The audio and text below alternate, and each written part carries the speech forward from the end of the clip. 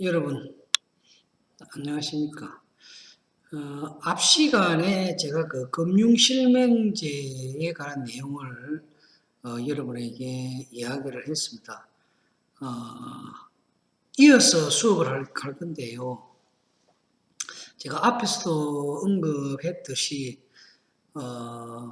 지금 예기치 못한 코로나 사태 때문에 동영상 수업이 우리 신입생들은 계속되고 있어가지고 굉장히 혼란스러울 겁니다.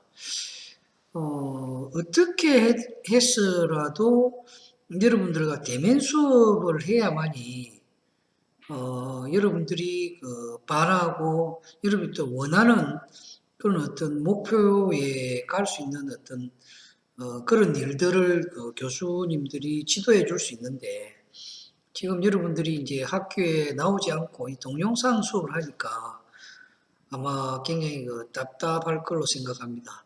그래서 앞 시간에서 내가 이야기했듯이 조금 전에 제가 우리 학과장님하고 후반기에는 어떻게든 뭐 일주일 예들학 수업이 아니더라도 월요일부터 뭐 목요일까지더라도 이제 한 2학년 먼저 수업하고 또 1학년이 나중 와서 수업하는 형태로든 여러분들이 학교에 나와서 이렇게 강의를 좀 듣고 또 여러분들의 이야기도 들으면서 같이 서로 상호 토론도 하고 소통하면서 음, 수업을 해야만이 되지 않을까 하는 생각을 하고 있는데 이게 비단 우리 과만이 문제가 아니라 학교 전체적으로 해야 되는 상황이라서 제가 적극적으로 그 학과장 회의에서 이렇게 할 수 있도록 이야기를 해놨습니다.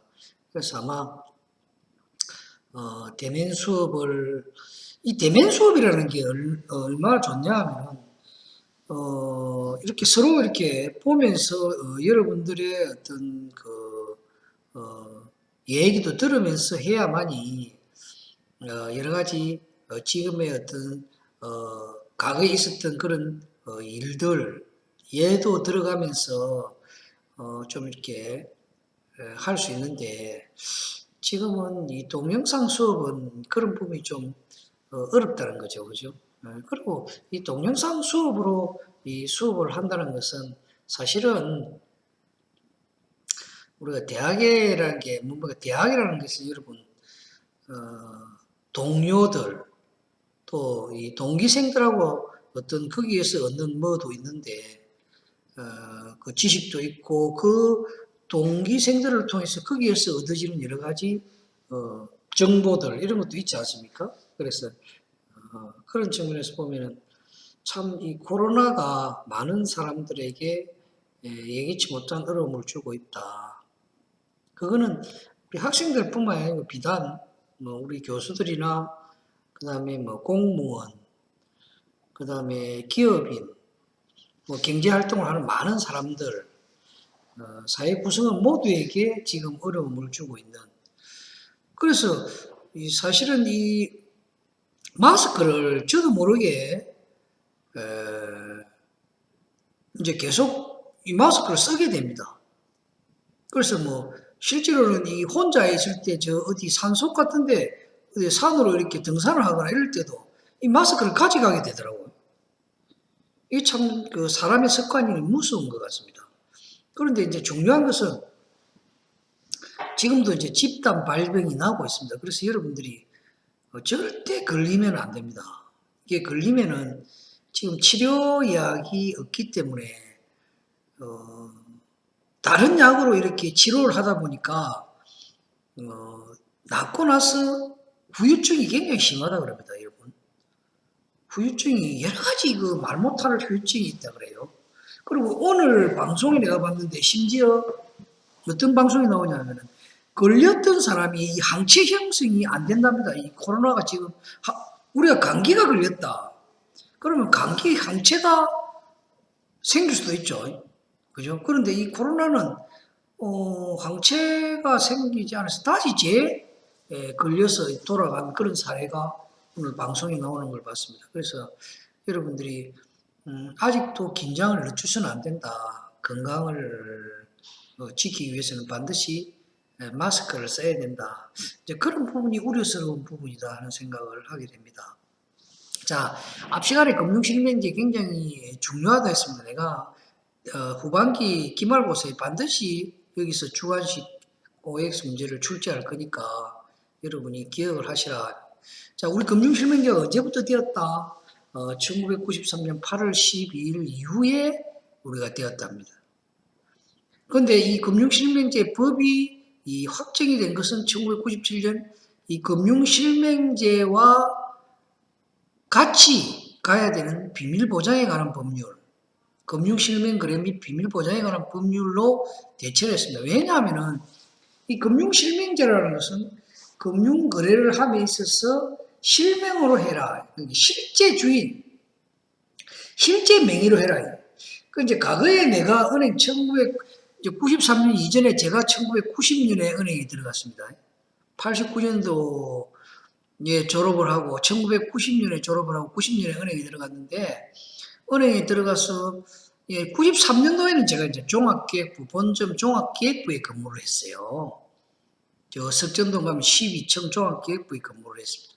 그런데 이제 92년까지는 제가 어디 있었냐면 저 창원에 가면 반송 아파트라고 있었어요. 반송동 지금도 있죠. 반송시장.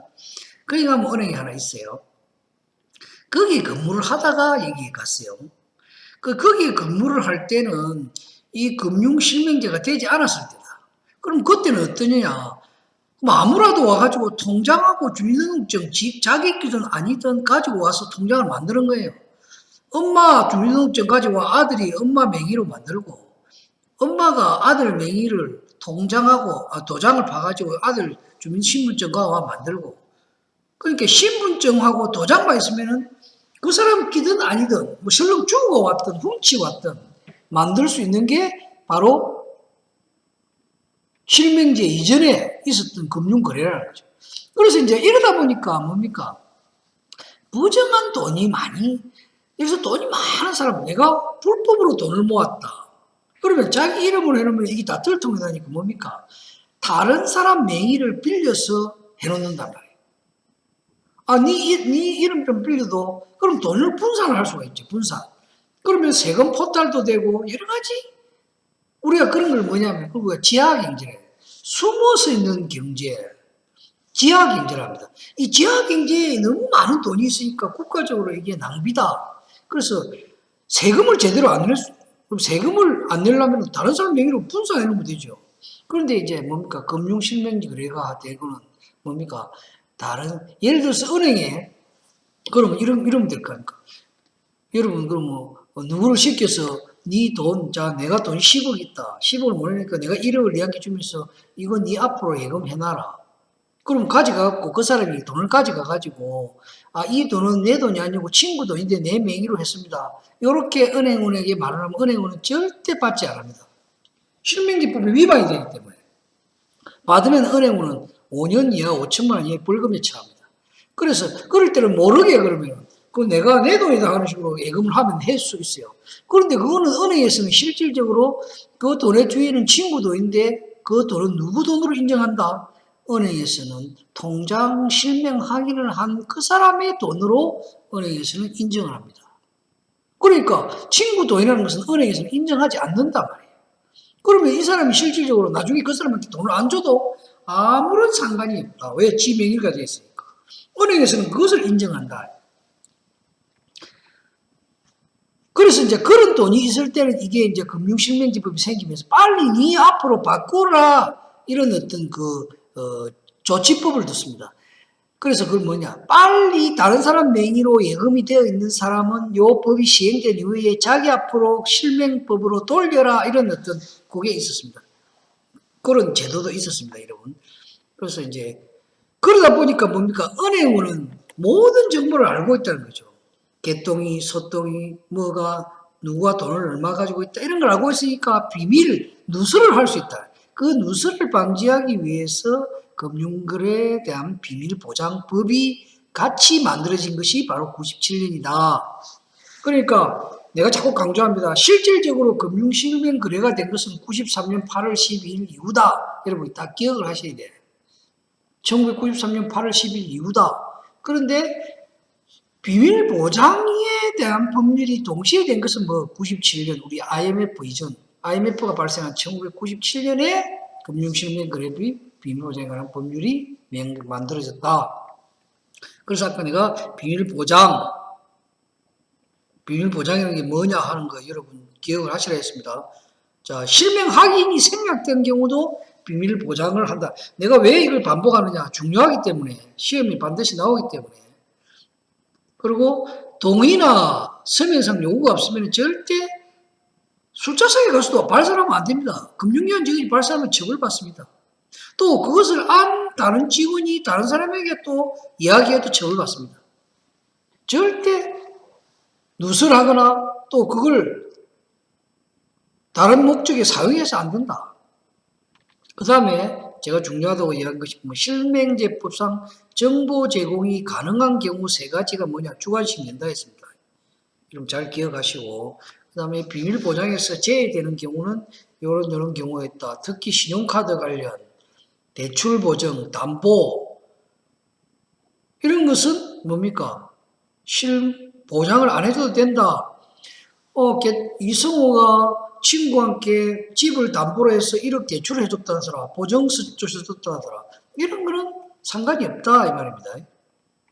자, 이제 이 시간에 실명 확인 생략이 가능한, 실명 확인을 반드시 해야 되는데 실명 확인을 해야 됨에도 불구하고 생략이 가능한 거래가 있어. 생략이 가능한 경우.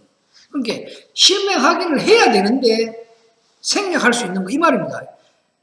비실명 예금이라는 것은 뭡니까? 실명 확인 자체를 안 하는 걸 이야기하는 거고, 실명 확인이 생략이 가능하다는 말은 뭐냐? 실명 확인을 함에도 불구하고 그것을 생략할 수 있는 거래. 이것도 여러분 반드시 기억을 해 주시기를 바랍니다. 실명 확인이 생략이 가능한 거래. 실명 확인 생략이 가능한 거래입니다. 첫째, 실명 확인된 계좌의 계속 거래. 이게 무슨 말이냐? 내가 통장을 만들었어. 실명 확인을 처음에 하죠. 내가 보통예금 통장, 내가 만원 들이가 보통예금 통장을 만들어서 그럼 실명 확인을 위에 그 통장에다 실명 확인했다는 것을 반드시 찍습니다. 직원이 고무인을 찍어놓고 자기 도장을 찍습니다. 왜 자기 도장을 찍느냐? 나중에 그게 실명 확인에 문제가 생기면 그 고무인 찍은 자기 도장 찍은 그 사람이 책임을 져야 돼요. 금융실명제 위반을 했다 하면 그 사람이 책임을 져야 되는데 5년 이하 5천만 원 이하 벌금을 처벌을 받는단 말이에요. 그렇기 때문에 거기에 반드시 실명 확인 필 고무인을 찍고 그 옆에 실명 확인한 사람 자기의 도장을 찍어 놓습니다.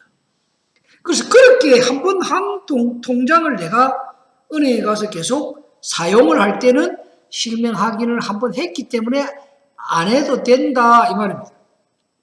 그러니까 실명 확인이 된 계좌를 계속해서 쓸 때는 실명 확인을 하지 않아도 된다 이 말이죠. 그래서 여러분들이 한 번 통장을 만들었다.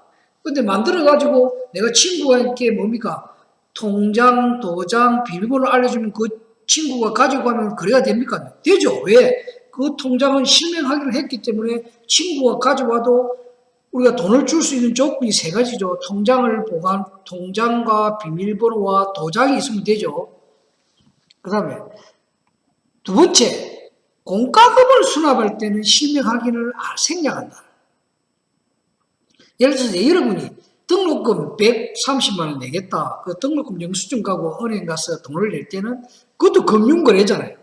실명 확인하느냐? 실명 확인을 안 해도 된다. 생략이 가능하다. 그것도 돈이 왔다 갔다 하는데 실명 확인이 각종 공과금 수납. 그 다음에 이제 여러분 중요한 게 이겁니다. 100만 원 이하의 원화 송금, 100만 원 이하. 뭐 외국 통화 메인 매도도 마찬가지입니다. 100만 원 이하입니다. 반드시 100만 원 이하다. 이상도 아니고 초과도 아니고 100만 원 이하다는 걸 기억해야 돼요. 내가 누구에게 99만 9,999원을 보낼 때는 실명 확인 합니까? 안 합니까? 안 한다. 내가 100만 원 보낼 때 실명 확인 합니까? 안 합니까? 안 하죠. 이하는 포함이 되죠. 그래서 내가 여러분 시험을 낼 때, 자, A라는 사람이 B라는 사람에게 100만 원을 송금하였다. 금융실명 거래를 해야만 한다. 틀립니까? 맞습니까? 틀립니다. 100만 원 이하는 실명 확인이 생략이 가능하다. 또 100만 원 이하의 외국 통화 매입 매도도 실명 확인을 생략할 수 있다. 여러분이 기억을 하셔야 됩니다. 이해가 됩니까? 그 다음에 실명 확인을 생략할 수 있는 경우는 보험 같은 거 실명 확인 안 합니다. 그 다음에 공제, 조합애들은 공제 거래. 그 다음에 여신의 계속거래. 여신의 계속거래라는 것은 뭐냐 하면은 내가 A 지점에 가갖고 대출을 1,000만 원 받았는데 그걸 갖다가 뭐 갚고 또 갚았다가 다시 더 이렇게 했다가는 이런 거는 한다. 생략할 수 있다. 단 할인음은 실명 확인 대상이다. 이게 중요합니다. 할인음은 실명, 할인음이라는 게 뭐냐? 여러분, 이어서 말하는 음이라는 것은 약속음입니다. 약속음. 약속음과 같이 이름 나란히 가는 게 뭐냐? 당자수표다. 그럼 약속음과 당자수표는 어디에서 나오는 겁니까, 여러분? 여러분 공부해봤죠? 당자예금이라고. 예금의 종류에 여러분 당자예금이 있죠. 예금의 종류에 당자예금이 있습니다. 그죠? 자, 예금의 종류를 내가 한번 알아보겠게요. 여러분 다시 한번 앞에 했던 거 시험 내가 나올 거니까. 예금의 종류는 첫째는 크게 두 가지가 있어요. 자꾸 반복을 여러분 해놓으면 여러분이 그냥 여러분의 지식이 되는 겁니다. 예금은 두 가지 종류가 있어요. 하나는 입출금이 자유로운 예금이 있어요. 그러니까 입출금이 자유롭다는 것은 수시로 내가 예금을 하고 또 돈을 찾고 하는 그 자유로운 통장이 있어. 그 입출금이 자유로운 예금이라. 또 하나는 뭐냐? 저축성 예금이 있어요. 이 저축성 예금은 뭐냐 하면은 한번 예금을 해놓으면은 일정한 기간이 지나야만이 내가 돈을 찾을 수 있는 예금. 그가 저축성 예금. 그래서 여러분이 은행에 가서 이 모든 은행은 똑같아. 은행에 가가지고 여러분 가서 통장을 만들 때 입출금이 자유로운 통장을 만들 거냐 저축성 예금을 만들 거냐에 따라서 여러분이 자 저축성 예금은 그럼 뭐냐? 내가 돈을 맡겨놔야 되는 거예요. 기간이 지나야 돼요. 그러니까 뭔가 목돈이 있어야 되는 거죠. 저축성 예금. 그럼 입출금 자유로운 예금은 내가 지금 돈이 없어도 내가 돈을 입금했다가 또 10만 원 입금됐으면 내가 5만 원 필요하면 찾을 수 있는 그런 통장이에요. 그래서 일반적으로는 뭡니까? 우리가 은행에 가서 만드는 통장은 입출금이 자유로운 예금이라. 그러면 자 입출금이 자유로운 예금이 뭐가 있느냐? 몇 불을 보겠습니다. 보통 예금이 있습니다. 여러분 기억하십시오. 보통 내가 시험 낼 겁니다. 보통 예금. 그 다음에 자유저축예금이 있어. 자유저축예금. 그 다음에 저축예금이라는 이름이 있어. 이 저축성 예금이 아니고 입출금이 자유로운 예금에 보통예금, 자유저축예금, 저축예금이 있고 또 뭐가 있느냐 하면은 조금 전에 약속음과 당자음을 만들 수 있는 당자예금이 있어요. 당자예금. 요 네 가지가 있어. 다시 말합니다. 입출금이 자유로운 예금은 네 가지만 적으라면 여러분 뭐 적어야 되느냐?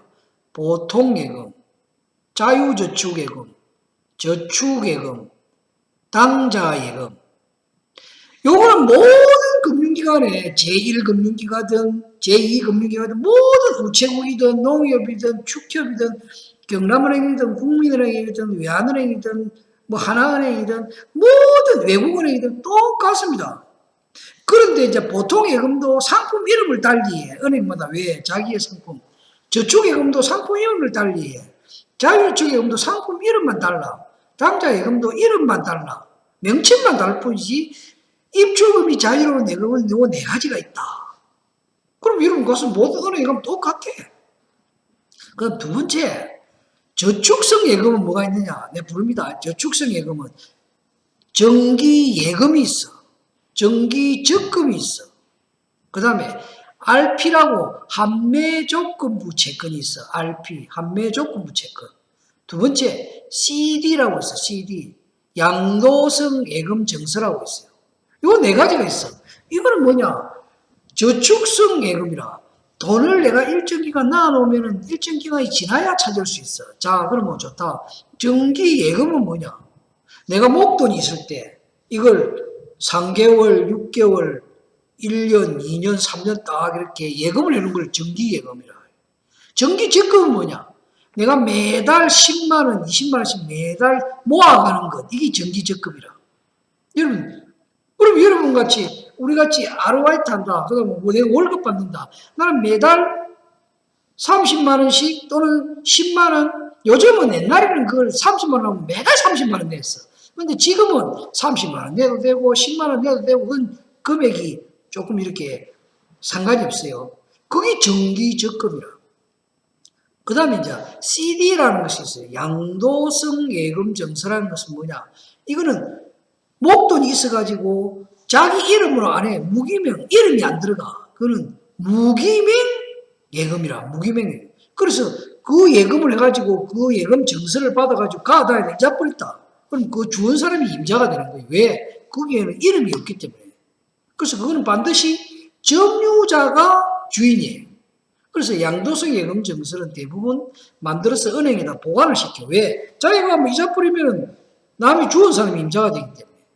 그 다음에 이제 RP라고 한매조건부 채권이라고 있어요. 한매조건부 채권은 내가 자 1,000만 원 예금을 해놨다. 그러면 나중에 내한테 그 통장을 다시 다시 내가 은행에서 돈을 주고 사겠다. 한매조건부 채권. 그것도 양도성 예금 정수와 비슷한데 그거는 실명으로 한다는 것이 다르죠.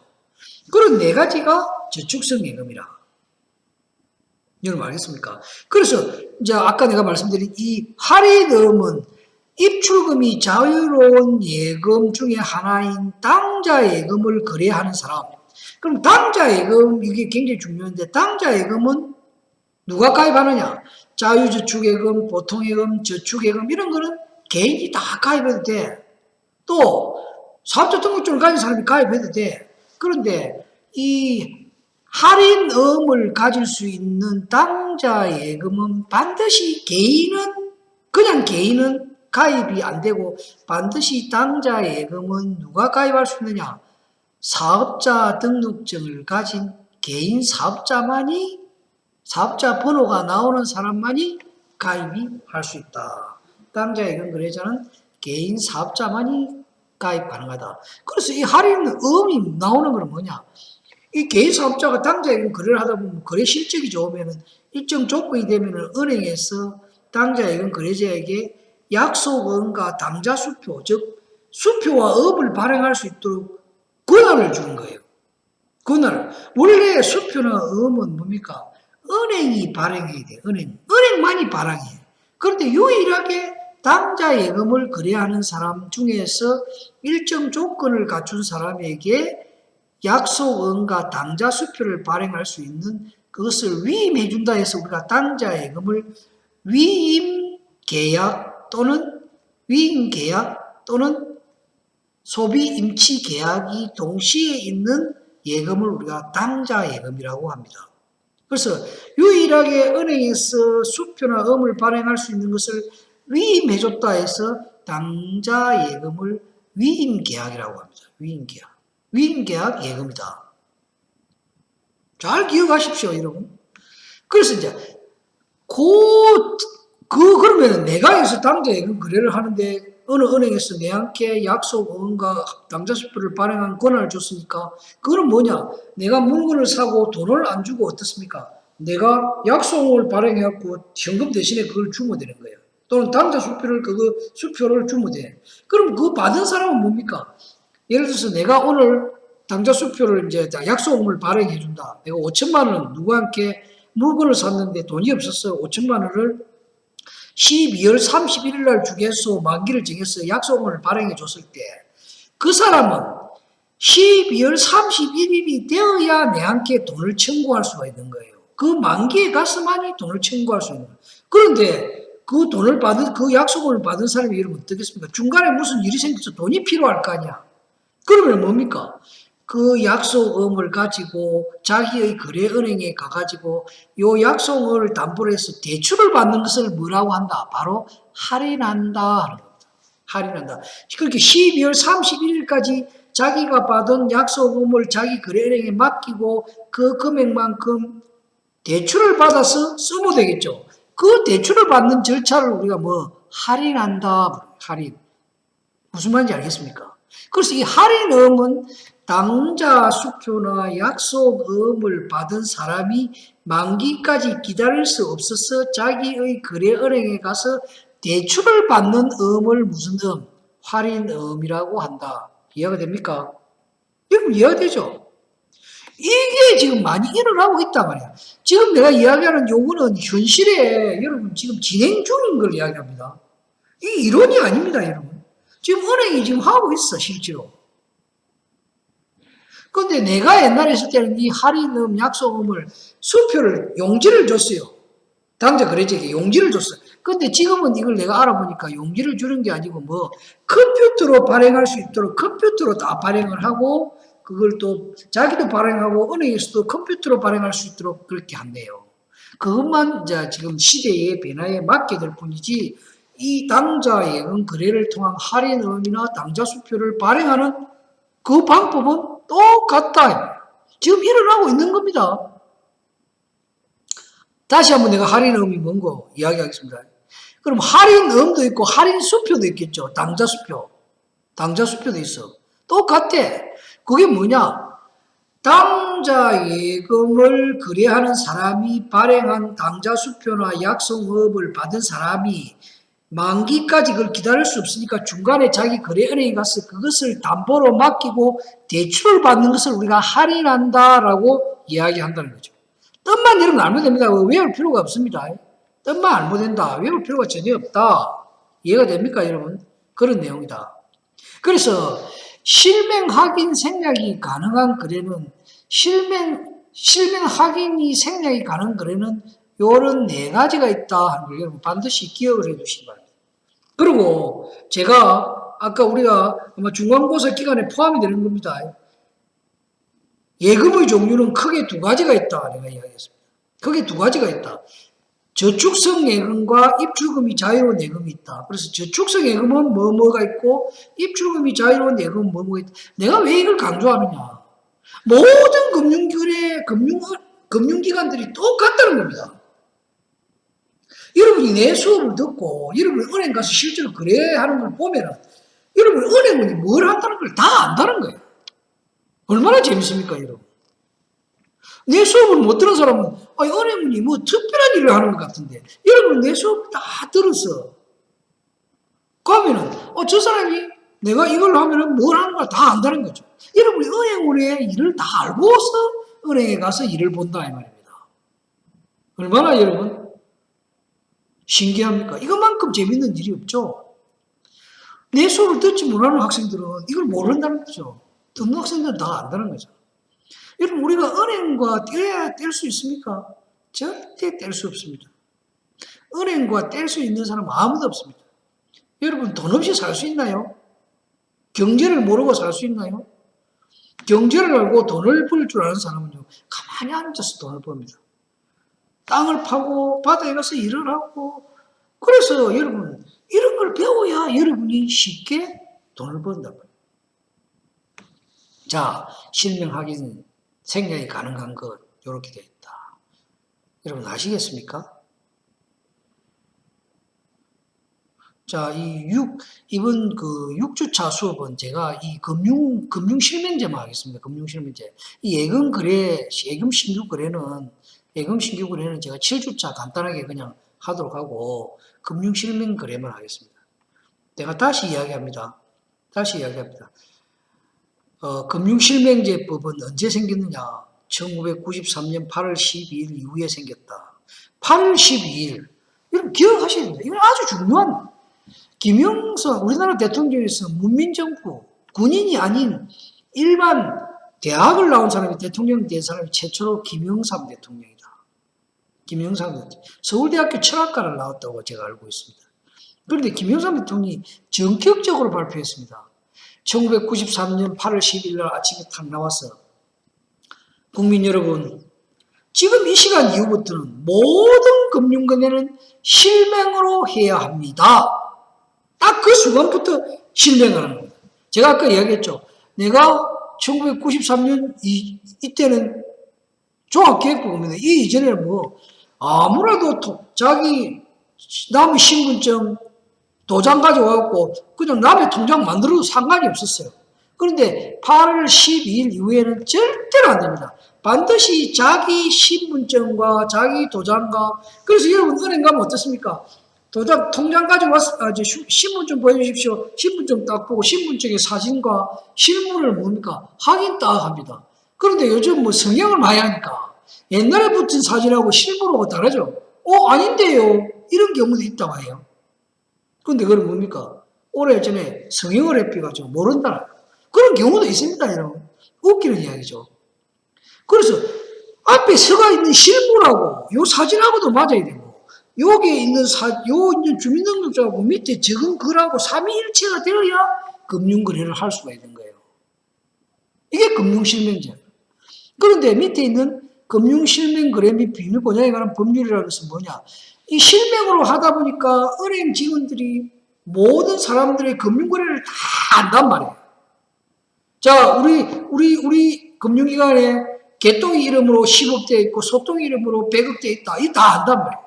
그럼 어디 가서 은행 직원이 술 먹으면서 개똥이 10억 있고 100억 이야기할 수 있다. 옛날에는 뭡니까? 통장이 돼 있어도 그게 그 사람 통장인지 그 사람 돈인지 몰랐죠. 왜? 실명제가 있는데 남의 통장을 빌려서 했을 수도 있으니까 그 사람 돈이라고 이야기할 수 없기 때문에 말할 수 없지. 그런데 금융실명제 이후에는 반드시 그 사람 돈, 그 사람 거니까 이야기를 할 수밖에 없는 거죠. 그렇기 때문에 뭡니까? 바로 이 비밀 보장에 관한 법률을 만들었어. 그리 못하도록 은행 직원들이 그걸 발설하면 안 되니까. 그래서 1997년에 금융실명거래 및 비밀에 관한 법률로서 이걸 통합을 했어요. 그래서 비밀 보장을 해줘야 돼. 은행 직원이 어디 가서 술 먹으면서 누가 통장에 얼마가 있고 얼마 있고 이렇게 말을 했다. 그 고발하면 그거는 금융실명제 위반 5천만 원 이하 5년 이하 징역에 처한다.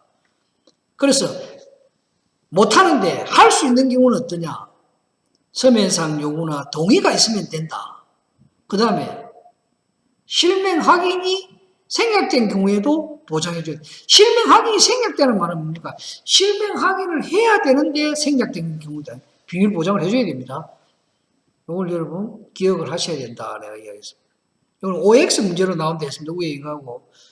물론 이거는 지금 내가 이야기하는 요 부분은 실명제법은 중간고사에 포함되지 않습니다. 자, 그 다음 세 번째 실명법상 정보 제공이 가능한 경우가 있어요. 가능한 경우는 자, 서면상 요걸 내가 외우라 했습니다. 외우라고. 서면상 요구 동의, 법원의 제출 명령, 법관이 발부한 영장, 그 다음에 금융기관 상호간 또는 내부적으로 업무상 필요한 정보 제공. 이럴 때는 반드시 정보 제공이 가능하다. 실명제 비밀 보장을 안 해줘도 된다. 그 다음에 비밀 보장에서 제외되는 것은 비밀 보장 안 해도 되는 것은 뭡니까? 단순한 통계, 아까 얘기했죠. 그 다음에 누군가를 알 수 없다. 이거는 비밀 보장 필요가 없죠. 예를 들어서 요 예금 거래 내역이 쭉 있는데 그 이름하고 주민등록번호가 안 나와 있으면 뭡니까? 누가 봐도 상관이 없는 거죠. 그 다음에 중요한 게 뭡니까? 보증. 내가 누구 이름으로 누구한테 5천만 원 보증을 수 있다. 또는 담보를 제공했다. 우리 집을 담보로 잡혀줬다. 이런 거는 이 사람이 손해볼 가능성이 있기 때문에 이것은 비밀 보장을 안 하는 겁니다. 알려줘야 된다. 그 다음에 이제 신용카드가 관련된 여러 가지 일들, 그죠? 신용카드 발급, 가맹점 가입, 카드 이용 매출, 현금 서비스, 이런 거. 그 다음에 이제 채무관리, 이성호가 은행에 대출 받는데 연체를 하고 있다, 잘 갚고 있다, 이런 내용들이죠. 그 다음에 이제 비실명 예금, 실명을 안 해도 되는 예금 있죠. 생략이 아니고 이거는 실명 자체를 안 해도 되는 것으로 확인된 금융거래는 비밀보장에서 제외해야 된다. 이걸 여러분 OX 문제로 나올 수 있다. 그 다음에 실명 확인이 생략이 가능한 거래가 있습니다. 실명 확인 생략이 가능한 게. 이거 내가 외우려 했습니다. 첫째는 실명 확인된 계좌의 계속 거래. 이 무슨 말이냐? 내가 한번 통장을 만들었다, 그죠? 만들어가지고 내가 다른 사람에게 통장과 비밀번호와 그걸 주면은 뭡니까? 내가 안 가도 거래가 되죠. 그런 경우를 이야기합니다. 한번 거기에 실명 확인된 통장에는 이렇게 고무인으로 실명 확인 필이라고 되어 있어요. 실명 확인 필 되어 있고 그 옆에 반드시 실명 확인을 한 사람의 도장을 찍도록 되어 있어요. 그럼 그걸 보고 이게 실명 확인된 통장이네 하면 계속 거래를 가능하다. 그 다음에 이제 여러분 공과금 낼 때, 그죠? 등록금 낼 때 실명 확인 안 합니다. 공과금. 그 다음에 이제 100만 원 이하의 송금 또는 100만 원 이하의 외화 매입. 100만 원 이하 송금이라든가 외화 매입. 이게 무슨 말이냐면은 그러니까 100만 원 이하로 남에게 붙여주거나 또는 한국 돈 100만 원 이하로 외국 일본 엔화나 달러나 뭐 이런 걸로 외화를 사거나 팔거나 할 때 100만 원 이하일 때 외국 통화 매입 매도 그 다음에 이제 보험 그죠? 그 다음에 공제 뭐 조합 같은데 뭐 이렇게 우리가 내는 거 공제라 하죠, 그죠? 그 다음에 이제 대출을 계속 내가 예를 들어서 마이너스 통장이 있단 말이야. 마이너스 통장 1000만 원짜리 만드는데 가서 100만 원 빼가 쓰고 200만 원 빼 쓰고 또 나중에 또 입금도 하고 이럴 수 있죠. 그럴 때는 그게 대출이 계속 발생하는 거잖아요. 그죠? 그럴 때는 실명 확인을 계속 하지 않는다. 한번 하면 생략한다. 단지 할인음은 실명 확인이 된다. 할인음. 내가 할인음 뭐라고 했습니까? 당좌 예금 거래자가 은행으로부터 위임을 받아서 발행하는 걸 갖다 두 가지가 있는데 하나는 당좌 수표와 하나는 약속음이다. 그런데 그거를 받은 사람이 만기까지 기다리지 못하고 그것을 자기 거래은행에 맡기고 대출을 받는 것을 우리가 할인한다라고 이야기했습니다. 그죠?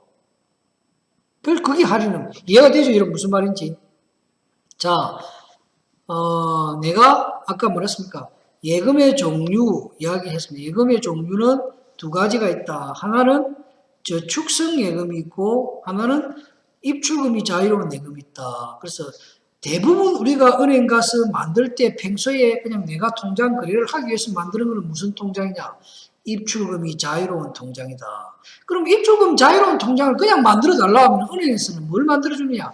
저축 예금을 만들어 줍니다. 왜 저축예금을? 저축예금은 이자가 거의 없어. 또는 보통예금을 만들어줘. 보통예금이나 저축예금은 이자가 거의 없어요. 근데 여러분이 자 입출금이 자유로운 예금 만들어주세요 하지 말고 은행 가가지고 자유저축예금 만들어주세요. 그래야 됩니다. 그 자유저축예금 통장은 이자가 그 두 가지 통장보다 더 높다. 그러니까 거기는 네 가지가 있습니다. 자유저축예금, 보통예금, 저축예금, 당좌예금. 그 다음에 저축성 예금은 뭐가 있다 그랬습니까? 정기예금, 정기적금, 환매조건부 채권, RP, 양도성 예금 증서, CD 이렇게 있다 있습니다. 자, 여러분 할인이 무슨 말이다? 그래서 그 예금의 통장의 종류는 이름은 은행마다 다르지만 금방 내가 이야기하는 저축성 예금과 입출금이 자유로운 예금은 반드시 은행마다 똑같다. 절대 다르지 않다. 하는 걸 여러분이 기억을 하시라는 거죠. 그러면 여러분이 은행 가가지고 또 은행이 하는 일이 뭔가를 다 알 수가 있는 거예요. 내가 입출금이 자유로운 통장, 내가 뭐라고 그랬습니까? 입출금이 자유로운 통장 만들어 달라 했습니까? 그래 하지 말고 은행 가서 자유저축예금 통장 만들어 주세요. 이러면 됩니다. 얘는 반드시 은행 가서 자유저축예금 통장 만들어 달라 해야지. 입출금이 자유로운 통장 만들어 달라. 내 뭐 입금하고 지급하고 통장 만들어 달라 하면은 보통예금이나 저축예금 통장을 만들어 준단 말이에요. 그럼 그건 이자가 낮아. 이자가 높은 거는 자유저축예금 통장이다. 그러니까 여러분이 금융실명제가 뭔지도 알았습니다. 그죠? 은행 가서 여러분이 신분증 보여주세요. 신분증 주면은 딱 여러분이 적은 거하고 그 신분증하고 조사를 딱 해. 그게 금융실명제. 하고 앞을 여러분을 쳐다봐. 은행 직원이 왜? 현재 실물하고 요 주민등록 신분증에 붙어 있는 사람이 같은 사람인지 아닌지를 확인을 해야 돼요. 그러니까 신분증은 저 행님 걸가 왔는데 지가 와가 있다. 안 된단 말입니다. 그게 실명제라, 실명제. 그래서 쳐다본다고. 그 아까 내가 뭐라 그랬습니까? 옛날에 오래전에 사진이다 보니까 뒤에 나중에 성형수술을 하면 다를 수 있죠. 그래서 거기서 뭐 기니 아니니 이런 이야기도 나오고. 그럼 내가 성형수술해서 그렇습니까? 이렇게 말하겠습니까? 좀 웃기는 이야기죠. 실제로 그런 일이 있었단 말이에요. 은행에.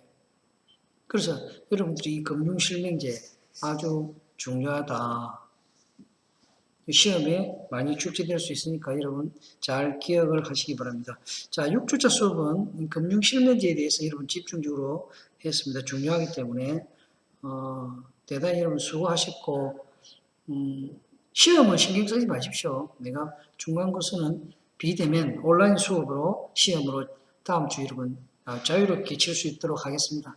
걱정하지 마시기 바랍니다. 자, 오늘 수업은 여기서 마치겠습니다. 여러분 고맙습니다.